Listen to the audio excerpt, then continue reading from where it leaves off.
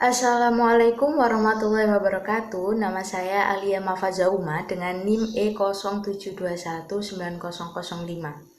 Di sini saya akan menjelaskan atau memaparkan hasil dari pengamatan saya, yaitu ajaran Tarekat Qadiriyah wa Naqsabandiyah di Desa Capean, Kecamatan Kejayan, Keraton Pasuruan, yang diampu oleh Bapak Syaifullah Yazid dalam mata kuliah Tarekat Mutabaroh 2. Baik, sebelumnya saya akan menjelaskan atau memaparkan tentang tarekat itu sendiri. Secara etimologi, tarekat berasal dari kata torikoh yang berarti jalan, keadaan, aliran, atau garis pada sesuatu. Sedangkan secara terminologi dapat disimpulkan bahwa tarekat mempunyai dua pengertian. Yang pertama, tarekat sebagai pendidikan kerohanian yang dilakukan oleh orang-orang yang menjalani kehidupan tasawuf yang secara individu untuk mencapai suatu tingkat kerohanian tertentu. Dan yang kedua, tarekat sebagai sebuah perkumpulan atau organisasi yang didirikan menurut aturan yang telah ditetapkan oleh seseorang syekh yang menganut suatu aliran tarekat tertentu. Tarekat Qadiriyah wa Naqsabandiyah adalah tarekat gabungan dari dua tarekat besar, yaitu Qadiriyah dan tarekat Naqsabandiyah. Penggabungan kedua tarekat ini terdapat bentuk-bentuk ritualnya. Tarekat Qadiriyah adalah tarekat yang dinisbatkan kepada seseorang sufi besar yang legendaris dengan sebutan kehormatan antara lain Kutub al-Aulia, Sahib al-Karomat, dan Sultan al-Aulia. Ia diyakini sebagai pendiri besar, yaitu Syekh Muhyiddin Abdul Qadir al-Jailani. Sedangkan tarekat Naqsabandiyah adalah tarekat yang dinisbatkan kepada seseorang sufi besar, yaitu di kota Bukhara, wilayah Yugoslavia, yang bernama Muhammad ibnu Muhammad Bahauddin al-Uwaisi al-Bukhari al-Naqsabandi. Salah satu perbedaan yang sangat mencolok antara tarekat Qadiriyah dan tarekat Naqsabandiyah adalah dalam cara mengucapkan zikir. Pada tarekat Qadiriyah, zikir yang dibaca dengan suara keras atau jar, dan pada tarekat Naqsabandiyah dibaca dengan suara lemah atau dalam hati, yaitu sirri. Perbedaan itu karena silsilah tarekat Qadiriyah itu berasal dari Nabi kepada Ali, sedangkan tarekat Naqsabandiyah dari Nabi kepada Abu Bakar. Ali adalah seorang periang terbuka dan suka menentang orang kafir dengan mengucapkan kalimat syahadat dengan suara keras. Sedangkan Abu Bakar menerima pelajaran spiritualnya pada malam hijrah ketika ia bersama Rasulullah sedang bersembunyi di sebuah gua atau gua sur yang biasanya dinamakan gua sur, jauh dari Mekah agar tidak didengar oleh musuh. Nabi mengajarkan zikir kepadanya dengan suara lemah atau dalam hati. Tarekat Qadiriyah wa Naqsabandiyah didirikan oleh ulama besar dari Masjidil Haram di Mekah Al-Mukarramah yang bernama Ahmad Khotib Ibnu Abdul Ghaffar Al-Sambasi Al-Jawi, yang merupakan ulama besar dari Indonesia yang tinggal di Mekah sampai akhir hayatnya. Syekh Ahmad Khotib adalah seorang mursyid tarekat Qadiriyah. Di samping juga ada yang menyebutkan juga mursyid dalam tarekat Naqsabandiyah. Akan tetapi beliau hanya menyebutkan silsilah tarekatnya dari tarekat Qadiriyah. Tetapi yang jelas pada masanya telah ada pusat penyebaran tarekat Naksabandiyah di kota Mekah maupun Madinah, sehingga sangat dimungkinkan ia mendapat baiat tarekat Naksabandiyah dari mursyidnya. Tarekat tersebut dan menggabungkan inti ajaran kedua tarekat itu, yakni tarekat Qadiriyah wa Naksabandiyah, dan mengajarkan pada murid-muridnya khususnya yang berasal dari Indonesia. Untuk selanjutnya saya akan menjelaskan ajaran yang ada di Desa Cabean. Adapun ajaran tarekat Qadiriyah wa Naksabandiyah yang berada di Jawa Timur, khususnya di Desa Cabean, Kecamatan Kejayan yang ada di Jawa Timur, tepatnya di Pondok Pesantren At-Taqwa, Cabean, Kecamatan Kejayan, Pasuruan.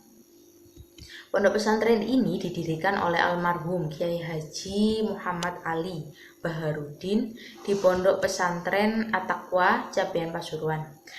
Pondok pesantren ini merupakan pesantren yang bergengsi dan sebagai pesantren ajaran tarekat di Jawa Timur. Tarekat Qadiriyah wa Naksabandiyah yang ada di Desa Cabean, Jawa Timur, mulainya diperkenalkan oleh Kiai Haji Muhammad Ali Baharudin sekitar tahun 2004 Masehi, yang kemudian berkembang sampai ke berbagai desa di Jawa Timur. Ajaran tarekat Qadiriyah wa Naksabandiyah di Desa Cabean merupakan salah satu jamiah ahli thariqat Mu'tabaroh Qadiriyah wa Naksabandiyah. Jamiah sudah terbentuk pada tanggal 29 Sya'ban 1405 Hijriah yang telah dipimpin oleh Kiai Haji Muhammad Yusuf Ali. Tarekat Qadiriyah wa Naksabandiyah di Desa Cabean ini memiliki ajaran yang sangat mendasar untuk diamalkan zikir jar, dan zikir khafi, terutama adalah dengan melakukan zikir nafi isbat dengan membaca kalimat la ilaha illallah dengan bersuara yang keras.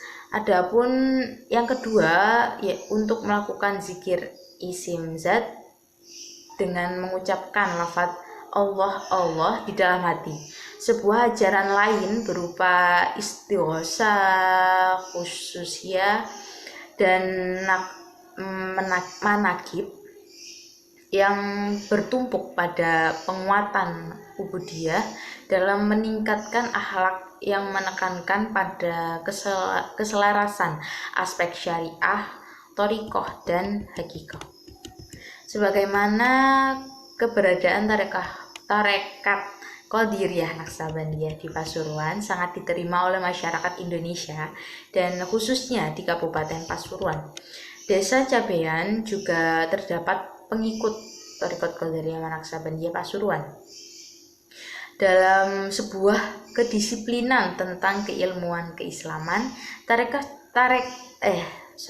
tasawuf juga memiliki sebuah prinsip nilai positif untuk menumbuhkan dan menggambarkan masa depan dalam bermasyarakat dan mempunyai kemampuan untuk meluruskan berbagai kesalahan dan menyempurnakan keutamaannya, terutama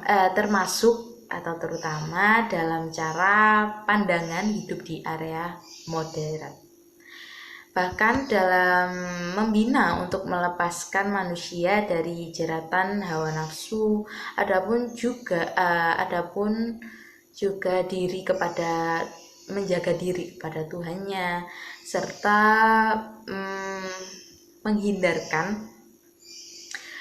menghindarkan dirinya dari penderitaan yang berat. Dalam awal penekanan tasawuf telah menegakkan konsistensi dan memperdaya kualitas batiniah dan mewujudkan perilaku yang nyata sebagai bentuk penyerahan diri kepada Allah Subhanahu wa taala dengan secara tulus dan ikhlas Namun dari sisi lain ada juga gerakan tentang sufisme yang lebih tertera pada pencarian untuk pengetahuan mengenai hakikat, kenyataan, dan pencerahan atau gnosis, atau juga disebut dengan makrifat. Adapun dalam penempuhan ajaran tarekat untuk sampai kepada Allah Subhanahu wa taala diibaratkan dengan sebagai musafir atau salik. Ajaran tarekat dan tasawuf merupakan ajaran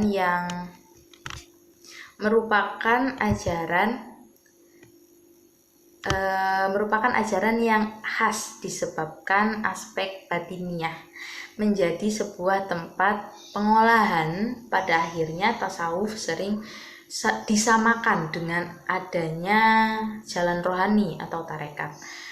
Secara esensial dalam tasawuf telah menjadi metode praktis melalui ajaran tarekat karena ada bimbingan dalam secara berpikir, merasakan, dan tindakan tertentu.